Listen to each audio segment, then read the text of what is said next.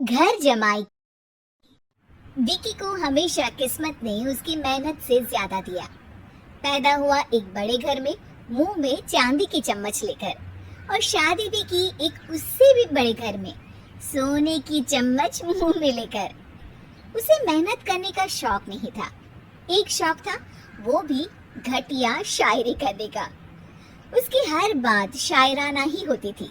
जैसे कि एक दिन, दूर से देखा तो चांद पे दाग था, दूर से देखा तो चांद पे दाग था, पास से देखा साबुन का छाग था।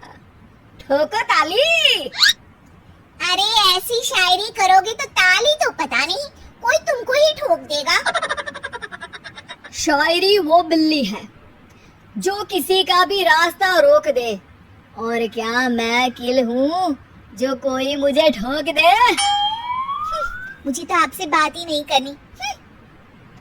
मैं निकला था गाड़ी लेके, लेकिन दौड़ के जा रहा हूँ। मेरी शायरी कोई नहीं सुनता, मैं घर छोड़ के जा रहा हूँ। धीरे बोलिए जी, मम्मी पापा को पता चल जाएगा तो तुमको सच में तुम्हारे मायके भेज देंगे। सस्ते साबुन से मेरी कॉलर चमकी नहीं, सच में चला जाऊंगा, मेरी बात कोई धमकी नहीं। अगर शायरी ही सुनानी है तो सुनाओ, लेकिन कोई काम धंधा भी तो करो। मेरे पिताजी के पास बहुत पैसा है, तो घर जमाई बन के खा रहे हो, और कल जा रहे हो ना अपने मायके, तो आज ही चले जाओ मेरी बला से। हमें तो अपनों ने लूटा, गैरों में कहाँ दम था हमें। अरे चुप हो जाओ, तुमको मिर्जा गालिब की कसम। अरे जाना है तो जाओ, लेकिन पहले मेरे मम्मी पापा से मिलकर जाओ, वरना वो क्या सोचेंगे। लेकिन विकी अकेले ही अपनी कार लेकर अपने मायके यानी कि अपने खुद के घर पहुंच जाता है। अरे बेटा, तू अचानक, बहू कैसी है? अरे माँ, बहू तो बिल्कुल बदल गई है, मुर्गी हाथ से निकल गई है। अरे क्या हुआ बेटा? उसकी आती नहीं है, मेरी जाती नहीं है। मैं करता हूँ शायरी, उसे भाती नहीं है। मेरे पास उसका फोन आया था बेटा, सही कह रही है वो। तुमको काम करना चाहिए, तभी तो इज्जत मिलेगी। घर जमाई बनके सास ससुर के पैसों पर कब तक ऐश उड़ाते रहोगे? मेरी जिंदगी में हर तरफ से उंगली हो रही है, फोन पर मेरी चुगली हो रही है। अरे चुगली नहीं कर रही थी बहू, वो तेरा भला चाहती है बेटा। सूखे हुए कपड़े को भी गीला कह रहे हैं लोग, चुगली करने को मेरा भला कह रहे हैं लोग। ठोको ताली। ये सुन के माँ अपने हाथ से अपना सर पीट लेती है। अरे माँ, ताली की जगह माथा क्यों ठोक रही हो? बेटा तू ना आराम कर, तेरे पिताजी भी आने वाले हैं, खाना लगा देती हूँ। विकी अपने घर भी दिन भर टीवी देखता है, तरह तरह का खाना खाता है, दोपहर तक सोता है, चाय पीता है, वीडियो गेम खेलता है, बस काम करने नहीं जाता। घर में नौकर चाकर है तो बिस्तर से हिलने तक की जरूरत नहीं पड़ती। कई बार तो विकी अपने नौकरों को बिठाकर शायरी सुनाता रहता। कब जाओगे बेटा? अरे कैसी बात कर रहे हैं डैडी, क्या आप मेरे फादर नहीं?